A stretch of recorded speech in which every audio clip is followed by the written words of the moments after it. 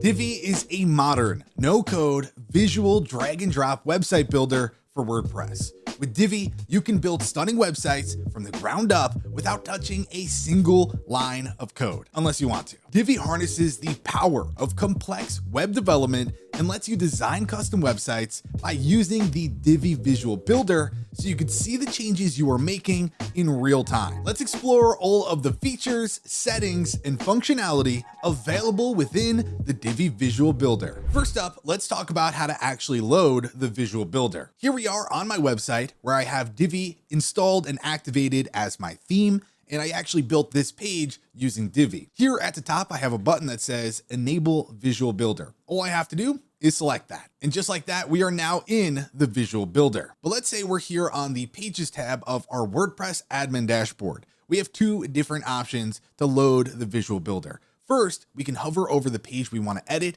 and select Edit with Divi. Doing that will bring us right in to the Visual Builder. The other option is to select Edit, and from here we could select Edit with the Divi Builder. And just like that, we are back in the Visual Builder. But let's say we want to build a new page with the Visual Builder. The first step is to click Add New Page. Once we do this, we'll be greeted with three different options.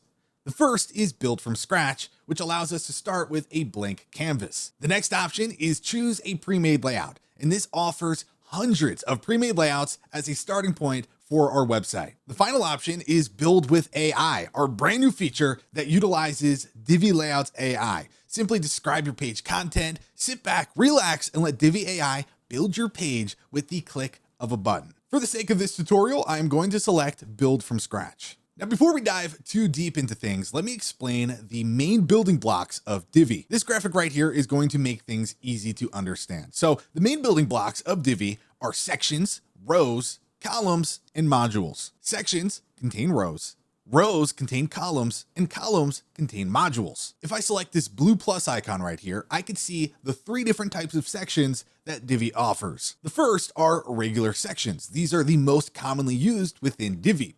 It expands the width of the browser and contains a row that is set to 80% by default. There are a lot of different customization options available with the regular section to get it to do whatever you want. Specialty sections, on the other hand, allow for more advanced column structures. When we select this, you'll see all of the available column structures that we have. Unlike normal sections, when you use a specialty section, you can add complex column variations next to full spanning vertical sidebars without adding unwanted breaks to the page. These types of layouts are not possible using normal sections. And the last option is full width. This gives you access to a set of full width modules. These modules will act a little differently because they take advantage of the full width of the browser. And these modules can only be used within a full width section. Now, if we select this green plus icon right here, we can insert a row. Rows are nested inside of sections and can contain a variety of column layouts that help structure your content. For this example, I'll select the first one. Now, within the row settings, you'll see our column structure.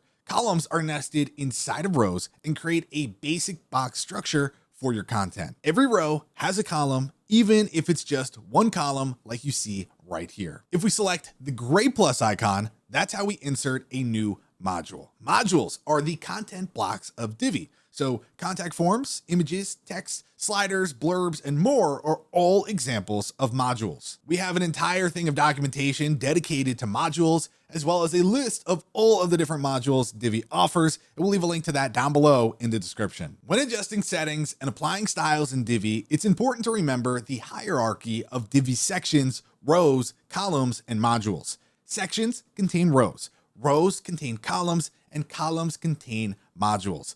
These are called parent and child elements. Child elements are nested inside parent elements and are affected by any design styling you apply to the parent element. Whenever you open an element's settings, there will be a window that pops up. And a quick little tip here is you are actually able to move this around and resize it as you see fit. However, I recommend just snapping it to the left side of your page. This window pop-up contains all of the content, design, and advanced settings available to that element. And at the top left, you'll see the name of the element. So for this here, it'll say section settings. So if you're ever confused as to what it is that you're actively editing, just look at the name at the top left. Beneath that, you'll see preset, which right now is set to default. This is where you can access global presets. If we click on that drop down, we can actually load a saved preset. We could create a new preset, or if we would like, we could even delete a preset. Presets are pre-designed and saved settings for any section, row, column, or module within Divi. And we have an entire set of documentation dedicated to global presets that you can check out in the description below. Up here at the top right of the element window, you'll see other settings, which has a plethora of options for us to look at. The first one is save to library, which just saves the element to your library. You can give it a name, decide if you want to save it to Divi Cloud, as well as all of these other options. Speaking of which, the next option is save to Divi Cloud. Divi Cloud is amazing because regardless of what website you're working on, as long as you are signed into your Elegant Themes account, you could access things across your different websites. That means if I was to save this section on this website, I can then log into one of my other websites and apply these same section settings with a click of a button. We'll have more information about Divi Cloud in the description below. The next option is split test. This will allow you to conduct a split test with this modal. As you can see, congratulations, you have selected a split testing subject, and it'll give you all of the directions you need to continue on with setting up split testing, which again, if you want to check out our documentation, we have something dedicated to split testing as well. The next option is disable. This is going to allow us to quickly disable an element on desktop, tablet, or a mobile device. When the icon is green, that means it's visible. If I select tablet right now and it turns red, that means it is now hidden on that device. The next option is lock. This will lock the element so no design styles and settings are changed. Now, if I press it, you might be wondering, how do I get it back? Just come over, hover on the lock icon and select it, and now it is unlocked. Next up, we have copy. Now, this will change depending on what element you're editing. So it might say copy module. Here, it's gonna say copy section and copy section styles. If we copy the section, it's going to just copy it completely as is, so we can paste it anywhere on the page. Now, if we do styles, it's going to just copy the styles and settings so we can apply them on another module or section or row or column. Now you will see the option for paste. If we were to copy this and I go back in, now we'll see paste, and then reset is pretty straightforward. It's going to just reset the module, section, whatever it is, back to its default settings. If we select view modified styles, this will display the settings of the module that have been modified. And this is great when you made so many changes and you've forgotten which ones you actually made. This is just going to pop them on in here so you can check them out real fast. Now, of course, we don't have any changes because I haven't done anything yet, but I'll show you what it looks like. I just selected show inner shadow. Now, if I come back over here to view modified styles, that would be the setting that has been modified. Therefore, it's showing under modified styles. The next option is extend section styles, and it's pretty straightforward. It's going to allow us to extend the section styles here onto other elements or parts of the page. Now, if I select this here, we're only going to see the option this page because we have nothing else on the page right now, but I could simply say, hey, we're going to extend it throughout the entire page just by hitting this button right here. Here's a good example. If we want all of the buttons to look like the one at the top, you would extend the styles. Next up, we have edit preset style. If you have an active preset, you can actually go ahead and enter it here and edit that preset and save it again for use later. Next up, we have go to layer. If we select this here, it's going to open up the layers panel and it's going to show exactly where that element is. This will come in handy because if you need to rearrange one of the sections or modules or whatever,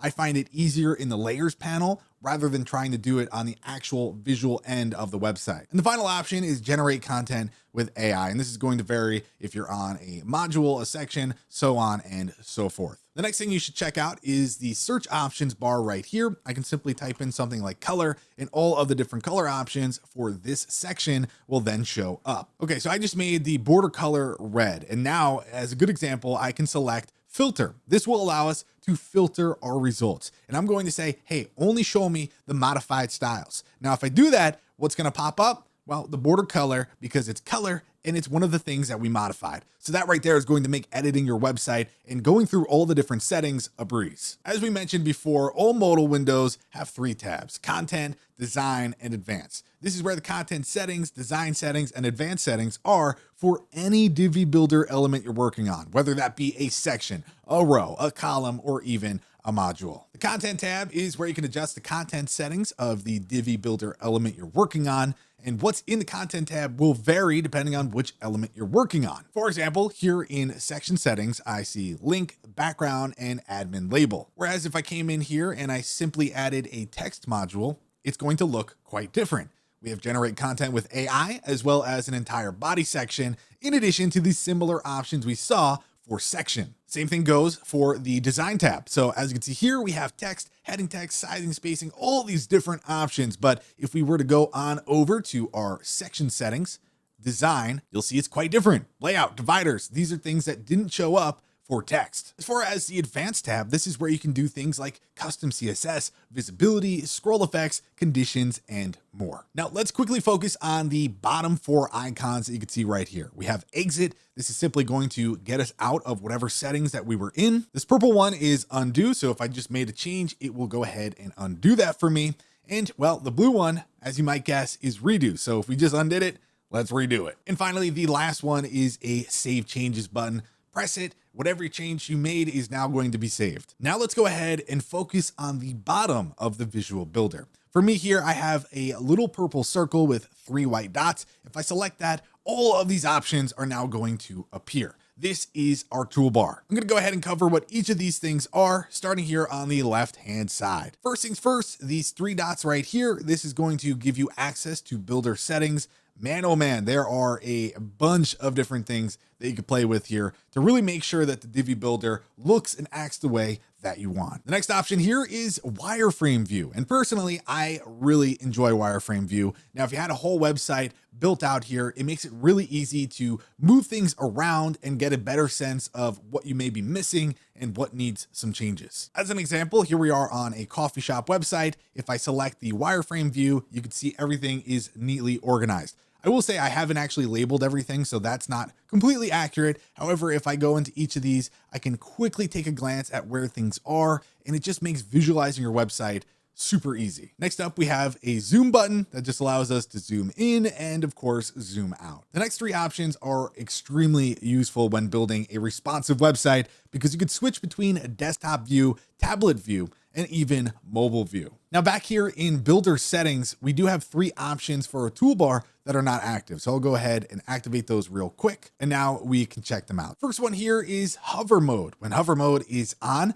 the element settings toolbar will show on hover rather than on click. The next setting is click mode, which may be obvious at this point. Instead of the option showing up over hover, they will only show on click. And the last option here is grid mode. When grid mode is on, all the element settings toolbars and containers will be visible without having to hover or click on them. This is completely personal preference. By the way, in your builder settings, I do recommend that you check out history state interval. This is basically how often it should autosave your page design. And you can set it to autosave after every action, or you could actually delay it if you would like, but I honestly recommend after every action. And if you remember earlier, I mentioned actually snapping the settings to the left side of your page. This option right here, settings modal default position, is exactly what that's for. So every time you pop on into the builder, where do you want it to be? Now it can be a last used position, but if you want, you could always set it to just be fixed left sidebar. Earlier, we also had the choice to pick a build from scratch option, load pre-made layout, or build with AI when creating a new page. This option right here is going to allow us to decide if we want to just skip that altogether and always build from scratch or always load a pre-made layout, so on and so forth. But for me, I just like to give myself a choice. Builder interface animations, do you want them on or do you want them off? Show disabled modules at 50% opacity. That's nice if you want to remind yourself that it's not an active module. Group settings into closed toggles. If this is on, every module setting will be a closed toggle. Now, if it's off, then what's going to happen is every single one is going to be open. I recommend having them closed. That way it's easier to find the one that you want to open and actively edit. Add placeholder content to new modules. I think that's nice. You can always change it or generate something with Divi AI, but I'd rather have something there than nothing at all. Finally, theme builder template editing. This setting allows you to choose whether or not you'd like to be able to edit theme builder templates via the visual builder. If you only want those templates to be editable through the dashboard theme builder, then toggle this option off. Now we have the middle section of our toolbar. Let's go ahead and break them down. The first option is insert layout. If we select that, we could do pre-made, saved, or build with AI. If we select pre-made layouts, you can see we have 365 layout packs. That's 2,600 total layouts available. And we can select these and insert them into our page at any time. If we choose saved layouts, well, we don't have any, but that's where they would show up. And then we have build with AI. This will allow us to describe the page that we want Divi AI to create, and it'll generate a layout in no time. The next button is this downward arrow that's save to library.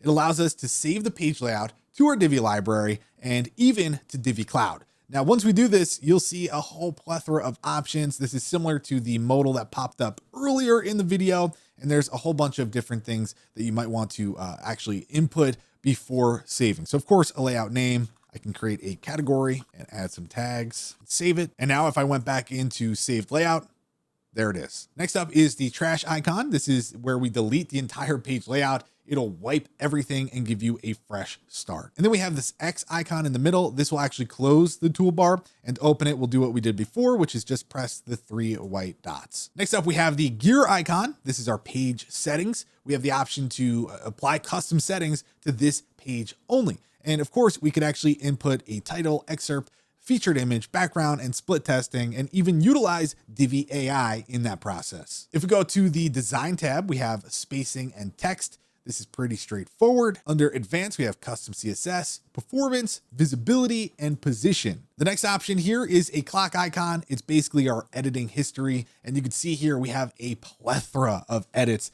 that we made. And if we were to select one of them here, we could go back to what the website looked like at that time. So as you can see, we cleared the layout, and now we have some text up here. Pretty cool. The final option here is the portability icon. This is how we can export and import page layouts, which we have an entire section of our documentation dedicated to, which I'll leave linked down below in the description. Now, starting with the right side of the toolbar, the first icon we have is a search icon.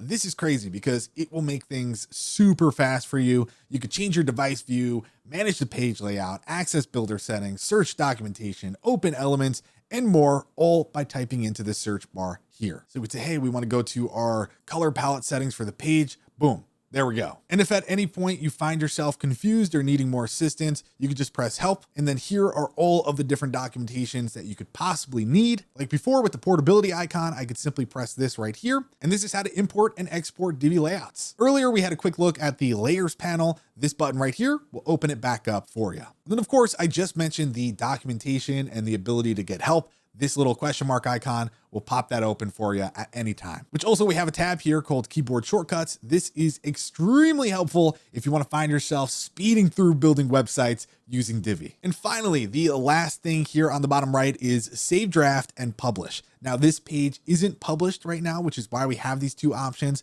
But what happens is if I push publish, this option now turns into just save. Divi isn't just a WordPress theme. It's a complete design framework that allows you to design and customize every part of your website from the ground up. You have control over everything down to the finest detail. And that allows you to create the perfect websites for you and for your clients. Now over here, I'm going to leave a link down below in the description. This is going to let you explore all of the different design features that Divi has to offer. Like for instance, you could, of course, as we looked at before, design visually on the front end. We have the theme builder. You could drag and drop, copy and paste styles, extendable styles, keyboard shortcuts, which we looked at briefly, multi-select and bulk editing, find and replace styles, global website styles, global website colors, advanced code editing, build your design library, and of course, global elements and dynamic content. Now it keeps going and going, and I'm going to leave a link to this down below, as well as links to all of these different Divi Builder resources that we have. Not only do we have